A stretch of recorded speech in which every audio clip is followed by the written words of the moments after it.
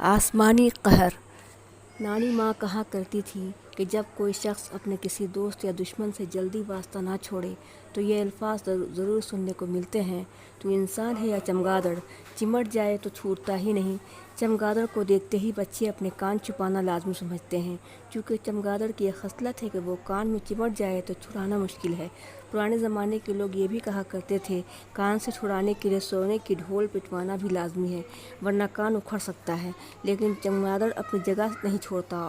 آج اسی چمگادڑ نے قیامت برپا کر دی ہے کہ کورونا وائرس جیسی سوچی سمجھی موذی بیماریوں کا سامنا بھی اس چمگادڑ نے تمام دنیا کو کرایا، اور چین ملک سے نکل کر تمام دنیا میں اپنی شہرت کا ڈنکا بھی پٹوانے میں کامیاب ہو گیا۔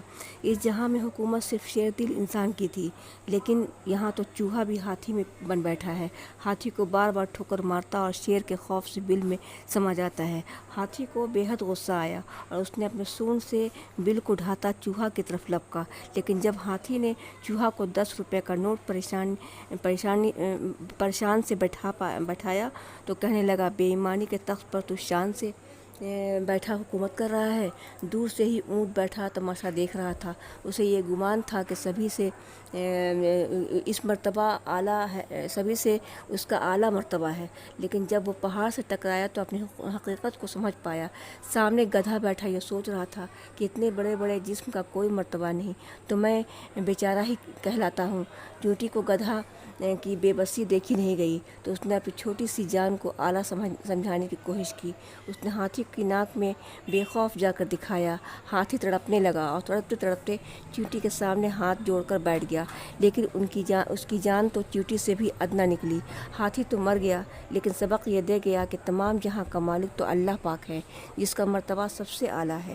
جس نے انسان کو خاک سے بنایا تو خاک میں ملانا بھی وہی جانتا ہے۔ تکبر سے فرعون کا لشکر غرق ہو سکتا ہے تو معمولی انسان برباد کیسے نہ ہو۔ کسی ظالم کے ظلم سے انسان تباہ و برباد ہو سکتا ہے تو اسی ظالم کی موت بھی برحق ہے۔ جب ظالم سر اٹھاتا ہے تو تمام طرح کی بیماریاں قہر بن کر اس دنیا پر ٹوٹ پڑتی ہیں۔